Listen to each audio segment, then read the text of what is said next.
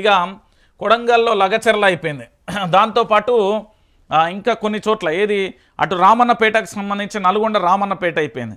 ఇప్పుడు వరంగల్ భూముల పంచాయతీ మొదలైంది. ఇక చూడు, హనుమకొండ జిల్లాలోని ఇనుపరాతి గుట్టల అటవీ ప్రాంతంలో ప్రైవేటు వ్యక్తులకు మద్దతుగా వృక్షాలను బుల్డోజర్లతో తొలగిస్తున్న రెవెన్యూ పోలీస్ అధికారులతో వాగ్వాదానికి దిగిన అటవీ శాఖ సిబ్బంది అంటూ కూడా చూస్తున్న పరిస్థితి కనబడుతుంది. అసలు ఏం జరిగింది అంటే, కారడవిలో పాగాకు ముంజేతి కడియం అంటూ కూడా చూస్తున్న పరిస్థితి కనబడదు. 2,500 ఎకరాల అటవీ భూమిపై మనోడి కన్నుబడింది.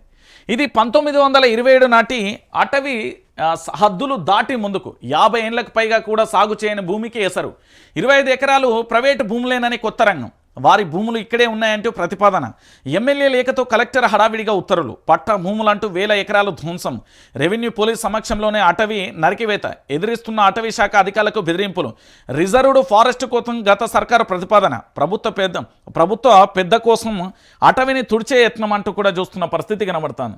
ఇది మీరందరూ కూడా చూడండి. ఒక సమస్య అయిపోయిన తర్వాత మరో సమస్య.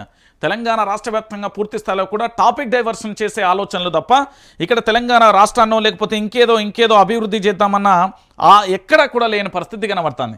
సహజ వనరులపై కాంగ్రెస్ సర్కార్ కనపడింది. సొంత లాభం కోసం సహజ సంపదను నాశనం చేయడమే లక్ష్యంగా ముందుకు సాగుతున్నది. అడవులను పరిరక్షించి అభివృద్ధి చేయాల్సిన ప్రభుత్వమే దీనికి విరుద్ధంగా వ్యవహరిస్తున్నది. అడవులుగా ఉన్న భూములను ప్రైవేటు వ్యక్తులకు దారాదత్తం చేసేందుకు వేగంగా ముందుకు సాగుతున్నది. వరంగల్ మహానగరానికి 30 కిలోమీటర్ల దూరంలోని దేవనూరు ముప్పారంలోని 1000 ఎకరాల అడవు భూములను ఇందుకు కేంద్ర బిందువుగా మారాయి. అడవిగా ఉన్న ఆ ప్రాంతాన్ని రైతుల పేరు చెప్పి బుల్డోజర్లతో ధ్వంసం చేస్తున్నది. దశాబ్దాలుగా సాగు యోగ్యం లేని భూములను కొందరు రైతులకు చెందిన పట్టా భూములని పేర్కొంటూ అక్కడ ఉన్న భారీ వృక్షాలను కూల్చివేస్తున్నది. కొందరు చిన్న రైతుల పేరుతో జీవ సంపదను పర్యావరణాన్ని నాశనం చేస్తున్నారు. ఇటు అధికారులకు సంబంధించి ఇటు ఫారెస్ట్ సిబ్బందికి సంబంధించిన పంచాయతీ కూడా కొనసాగుతుంది. ఇక్కడ ఏంది అంటే అటవీ భూములు ఎక్కడ భూములు కనబడితే అక్కడ పాగా వేసేందుకు సిబ్బంది ఏంది అంటే పూర్తి స్థాయిలో రాజకీయ నాయకులకు కనుబడిందంటే కేల్కతం దుకాన్ బందాడ.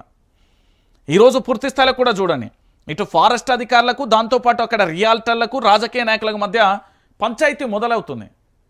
ఎందుకంటే అది ప్రభుత్వానికి సంబంధించిన భూమి, అంటే ప్రజల భూమిని దానికి కొంతమంది కావాలని భూముల ధరలకు రెక్కలు వచ్చినాయి కాబట్టి అడవులను కూడా ధ్వంసం చేసే ప్రయత్నం జరుగుతుంది.